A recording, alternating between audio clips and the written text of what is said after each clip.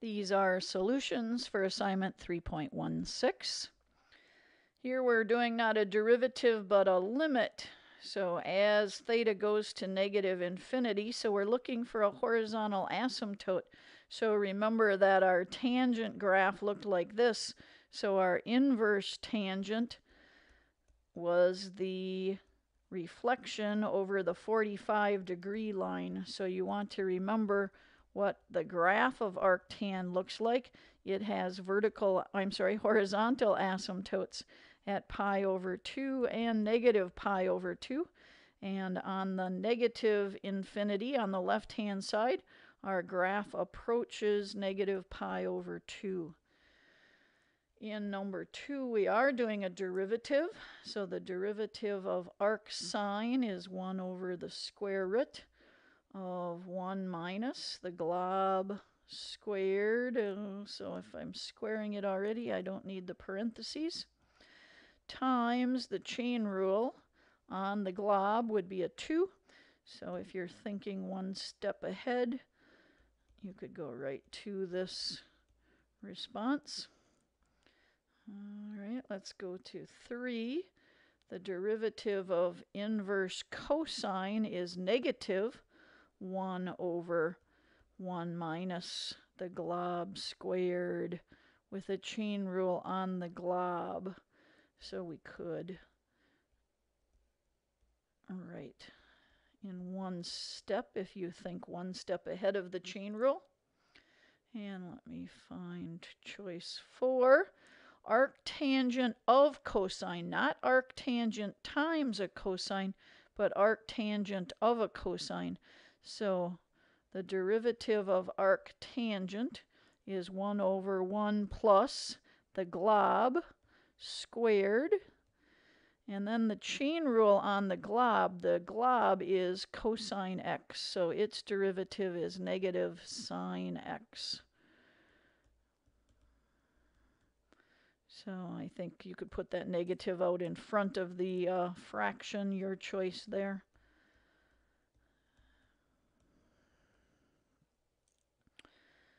And implicit differentiation for number 5 to find dy dx. So we've got a power rule, bring down the 2, 6y, and then chain rule on the y. Gives us a y prime. And then a product rule. You can either keep the 2 with the x, or you can put it out in front of the entire product rule and then distribute it later. So I'm going to keep it with the x, so then it's distributed right away. So I have the first glob 2x times the derivative of y is 1, then a chain rule on the y, and then the second term y times the derivative of the 2x. On the right-hand side, the derivative of 4x is 4. The derivative of negative 1 is 0. So I've got 2 terms that have a y prime to keep on this side. And we can write this in factored form. And you are very welcome to do the division right away in one step. You've seen these now several times. So I used y prime. You could, of course, write that as dy dx, interchangeable. Same result. And number 6. Hopefully we've had plenty of practice here. So again, we see a product rule. This is another one where you might choose to do the logarithm of both sides if you wish. But I think we've done this several times with the product rule. So let's stick with that. So we keep the first and multiply by the derivative of the second. So that would be a 2x plus 1 down to the 6th, and then a chain rule on the glob. So I'm going to put that right out in front here so I remember to make that a 14. So here we had the first term, the derivative of the second term with the chain rule. And then we have to do the second glob, leave it alone, times the derivative of the first. And that exponent goes down to a 4, and that chain rule would just be a 1. So now when I look at our binomial, we know that we'll have each of these globs to the power reduced here. So we know we'll have a x plus 3 to the 4th and a 2x plus 1 to the 6th, both of these with the exponents reduced by 1. Look at your coefficients here. 14 and 5 do not have a GCF, so there's no constant multiplier in our GCF. So what's left from the first term would be a 14 and then times the quantity x plus 3. And from our second part would be the coefficient 5 and times the quantity 2x plus 1. And then always clean that up. Because there are like terms, make sure that you clean that up. So we've got a 14x and a 10x, 24 x's. We've got a 42 and a 5, so a 47, I believe, for our final result.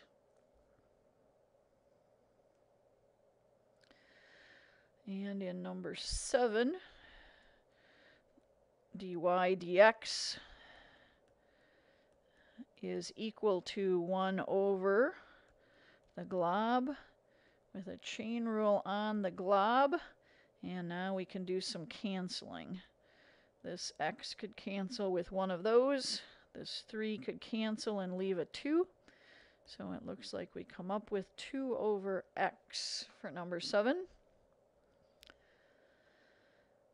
Number 8 is a composite function, a sine of a natural log. So when we do the derivative, first we do the derivative of the outer function. The derivative of sine is cosine, and we leave the glob alone.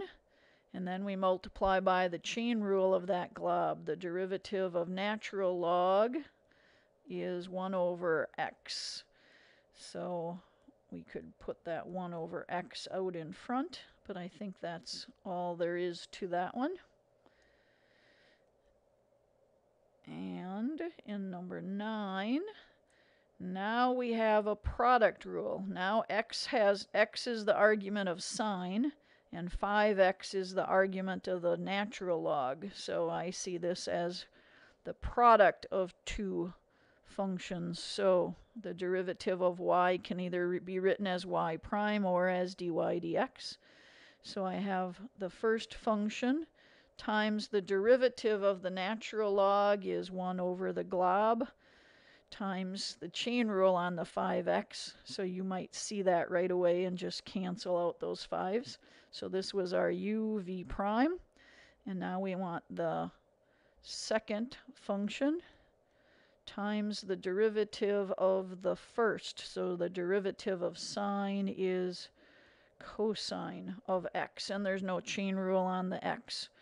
All right, so let's see. There's not too much here. Do we need to combine this? This is sine x over x, and the order of these two terms really doesn't matter. Do we need to get a common denominator? Well, you certainly could multiply the second one by x over x, but I don't see that it really makes it much simpler. So I think we could leave it as is. And in number 10, we have the natural log of a product. So here our chain rule is going to be a product rule. So our chain rule is a product rule. So you might think of this as x squared minus 1 to the 1/2 power. So a product rule, and then inside our product rule there's going to be a power rule. So let's try to work carefully through this one step by step. So our derivative, first the derivative of natural log of a glob is 1 over the glob. So we could just write this into our denominator. And then the derivative of the glob. So here's where I need the product rule. So I'm going to call this our u function and this our v function.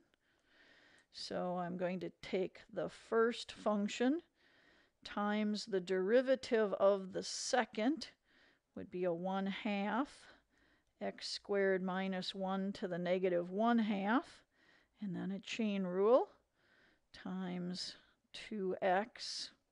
So this is our u, and this is all our v prime. And now we need our v function the way it is, times the derivative of our u function is just a 1. So we don't need to write that.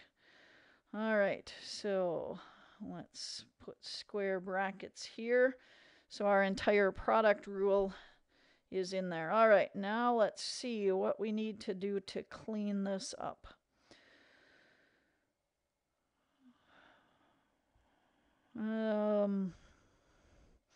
I don't know the order of the steps here. If I rewrite these with square root terms, or whether you want to deal with them all in exponent terms, that's really your choice. I don't know. Let's leave them in radical terms. I'm trying to think what might be the most common way that you guys would think of this. So here I see an x times an x. So let's make this a 2x squared. Oh, but this 2, I guess I don't need that 2. The 1/2 and the 2. The smart thing to do would be, I guess, to cancel those right away. So let me rewrite this negative 1/2 power this way. And this is a square root in the numerator. This one has that square root in the numerator. So at least that's a little bit cleaner for us to see what happens. So if we distribute, when we distribute these first two terms, the square root times itself, and this x in the denominator will cancel with one of the x's in the numerator. So I think I will come up with this when we do the distribution here. And for the second term, when I distribute, this square root is in the denominator and the same square root is in the numerator, so they cancel. So this one's not so bad at all. So should I leave it this way, or should I get a common denominator? Well, the reason for a common denominator is if you think something might cancel. So if I multiply this fraction by x, and I multiply this fraction by x squared minus 1, so our denominator would look like this. Our numerator doesn't really help here. Nothing factors. So it looks like we got a common denominator but didn't serve much purpose. So I would say those answers are pretty equivalent.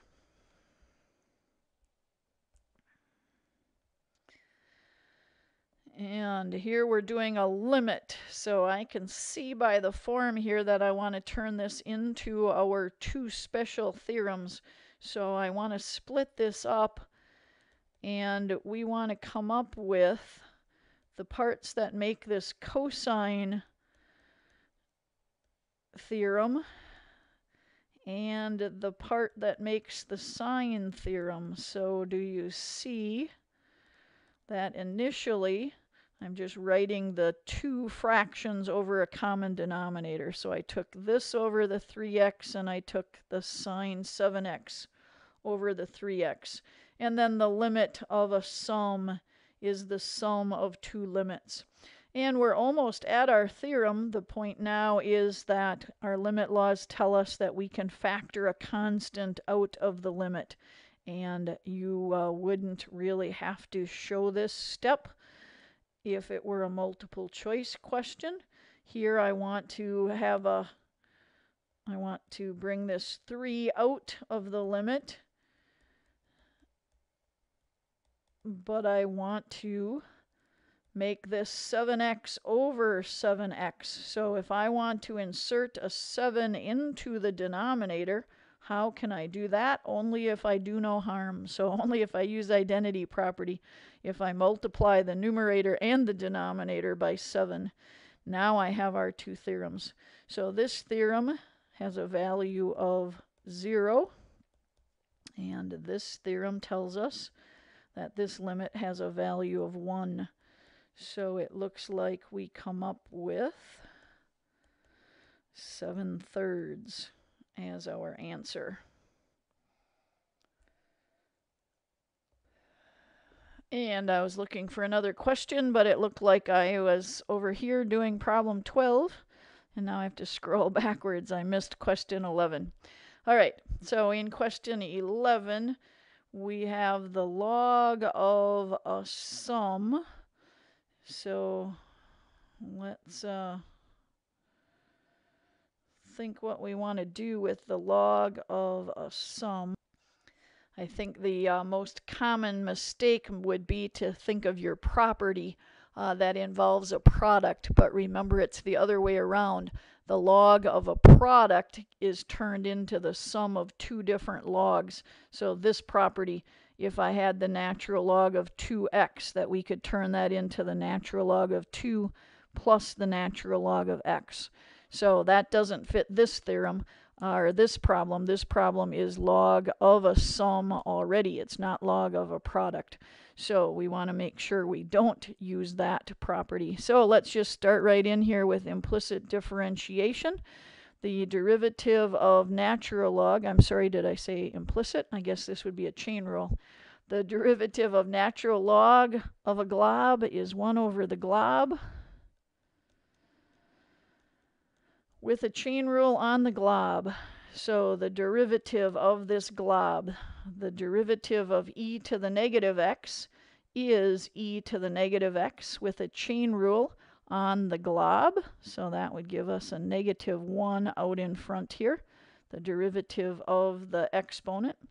And the second part here, we're going to use a product rule. So the derivative of x e to the -1. And this problem looks familiar. We've done one like it, if not exactly the same. So I have the first function times the derivative of the second. We just did that. The derivative of e to the negative x is e to the negative x with a chain rule on the negative x. So here's our uv prime. And now let's see if I can squeeze some space here. I'm just going to erase a little bit of this previous problem. And then we need the second function, e to the negative x times the derivative of the x would just be a 1. All right, so I'm not going to write that there. Okay, so now we're multiplying this, so I should be careful to put some brackets here. This is all the numerator of our fraction. So we can clean up that square bracket. Here is the opposite of this term. So a negative e to the negative x and a positive e to the negative x. Those two cancel out. So here what we have left then is an x negative, let's put that out in front, x e to the negative x. And we can factor an e to the negative x out of our denominator, so that those would cancel. So I think we'll come up with the opposite of x over, and I guess 1 plus x is fine. Usually we would write x plus 1. And I think that should be it.